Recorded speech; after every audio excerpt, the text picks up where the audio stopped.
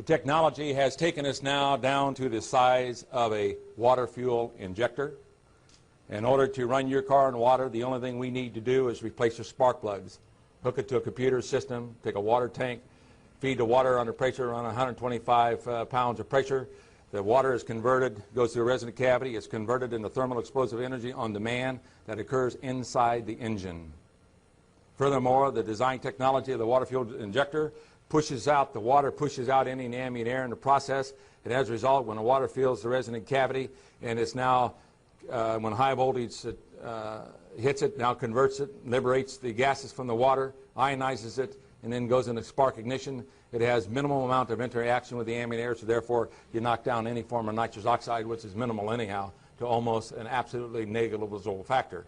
So the water fuel injector now can fit into any internal combustion engine, as you see right here, and simply regulate the water flow in reference to the applied pulse voltage frequency electronically.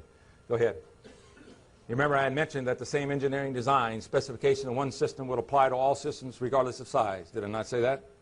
Here's an example of the water fuel injectors as you see it that replaces your spark plug. Go ahead. Here's shown in place in a Volkswagen engine. You'll see a dune buggy running on the water. Go ahead. This is the world's fastest Corvette. It broke the 271 mile an hour speed record. We're taking the water fuel injector technology, hooking it up to it, and that's a 7 horsepower engine. We're now increasing it to 1,000 horsepower because we can control the energy going into the engine, and as a result, we're going to try to break the world's land record with that car. Go ahead.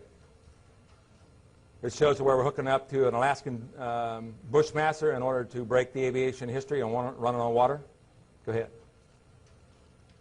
This is where the injectors are now put into a tubular cylindrical arrangement in order to supply heat to the existing furnace or to a steel mill. Go ahead. This is an example of the injectors now being retrofitted to an internal a jet engine. Go ahead. This shows the Jet Commander. We're now retrofitting the technology to. We're going to try to break the record to go around the equator non-stop and turn it 90 degrees and go from north to south pole with it.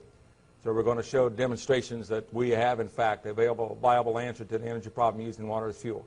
Go ahead.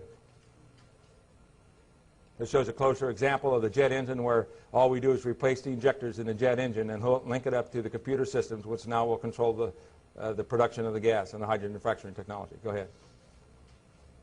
This shows a cluster array of the rocket engines. Go ahead. Go ahead with the videotape.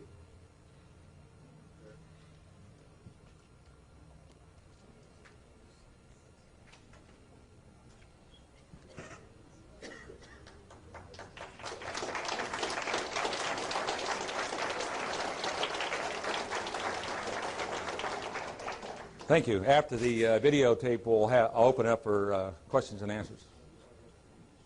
How soon and how much? All right, the average cost, it looks like, to retrofit to an existing car will be roughly around $1,500. It looks like around $3,500 made for an trucks. announcement today in Colorado Springs. He says he's come up with a device that will hook up to any engine and allow it to run on good old H2O. News 13's Kurt Goff tonight on the possible impact of the water fuel cell. Stanley Myers says the answer to dependence on foreign oil lies all around us, in seawater, tap water, and rainwater. Any kind of H2O, he says, can power just about every type of engine. How? With the water fuel cell. It fits in the palm of his hand, but it could revolutionize the world.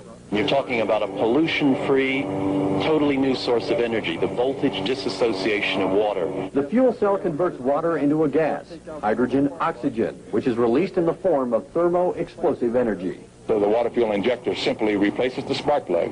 We hook it to a hydrogen computer system which regulates and meters the flow going into the injector. It processes the water in such a way to release its thermal explosive energy and does. The tubular array exciters or voltage zones are immersed in natural water, forming the water fuel cell. Once energized, the gases are quickly generated on demand, releasing energy in the form of hydrogen gas that is 2.5 times more powerful than gasoline. Once the fuel cell meets the energy demand, switch off the voltage zones, terminating the gas. You are now witnessing, in the truest scientific terminology, the ability of burning ordinary water under control means. The temperature produced exceeds 2,500 degrees Fahrenheit. The quenching circuit prevents anti-spark back, while hydrogen gas is rendered safer than natural gas. Increased voltage on demand increases flame size, increases BTU capacity. The heat energy shown is 2.5 times greater than that of gasoline and burns 3 times faster.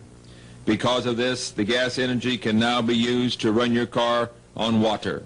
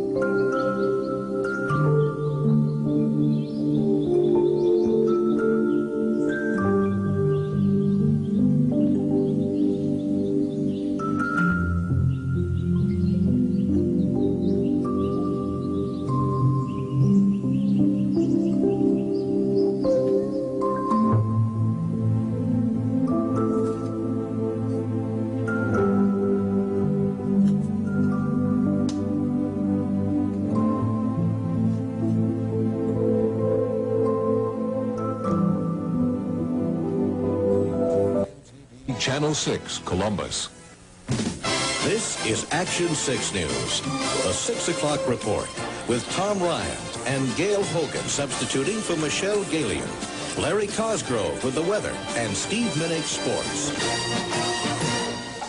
Let's get back on land to top our news here at 6 o'clock. An age-old dream becoming a reality. A local inventor has discovered a way, hear this, to use water to run your car. It's a major breakthrough that will no doubt make motorists happy. And as Ralph Robinson explains, the Pentagon is also showing lots of interest in this project. Water has always been considered a precious commodity, but Stan Meyer's invention may make it even more valuable. He has developed what's called a water fuel cell. It has taken the place of his old gas tank. The water fuel cell breaks down water molecules into oxygen and hydrogen. The hydrogen is used to run his dune buggy. I don't care if you use rainwater, well water, city water, ocean water. If you don't have any fresh water, go ahead and use snow. If you don't have any snow available to you, then use salt water because there's no adverse effect to the fuel cell.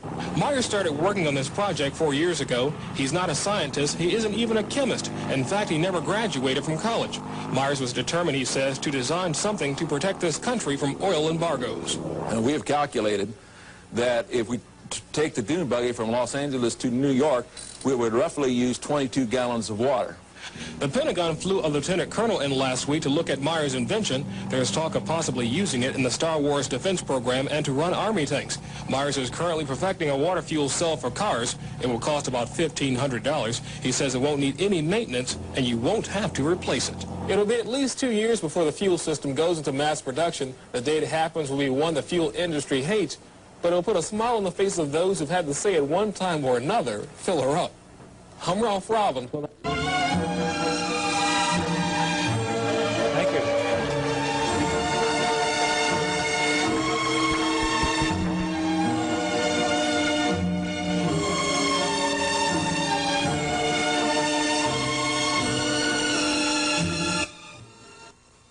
Am I on? Okay. Thank you. As you see it in the videotape, when I started back in 1975, I didn't have any white hair. Now, is there anyone here that doesn't believe that you're going to fight a lot of battles to bring it in?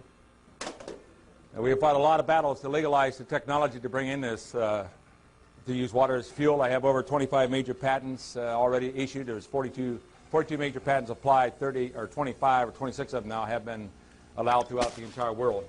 And as a result of this, it gives me the legal rights to bring out the technology. We are in the latter stage of the pre-engineering of the technology. because of my engineering background, it gave me the abilities to take it and design it to get it to a point to get it into mass production. In the very next ensuing months, going into July, hopefully, if there's no more stoppage or preventage or slowdown in our attempt to get the technology in, then hopefully we'll have the dune buggy out under pre-engineering and also the Alaskan Bushmaster. But you know, the reason why I'm here today is that we can invent and develop, as the Lord has shown me, to take this technology and to use water as a fuel, to get it out to stabilize our economy. You see, we're all in the same boat, and if we don't do this, we're not going to eat it. We're not going to tell about it, even in trying to cancel. Many people talk about all the problems that we have, and very few give the answers. But now I impart that the same responsibility the Lord has given unto me. He says, greatly I have given unto you, and greatly I expect in return. I have turned down over $1 billion cold cash from our friendly neighborhood Arabs, never to do anything and stop on this technology.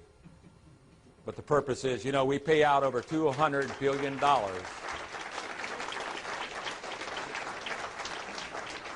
We pay out over $200 billion to the Arabs for petrol oil to maintain our industrial base. They would pay $200 billion to keep this type of technology off. So now I've imparted this responsibilities to you. The only way that we're going to bring it in, and history has shown time and time again, it's only going to come in through you and I. So I impart this responsibilities to you. We can invent and develop the technology. We can go through and fight all of our battles in our warfare and to win.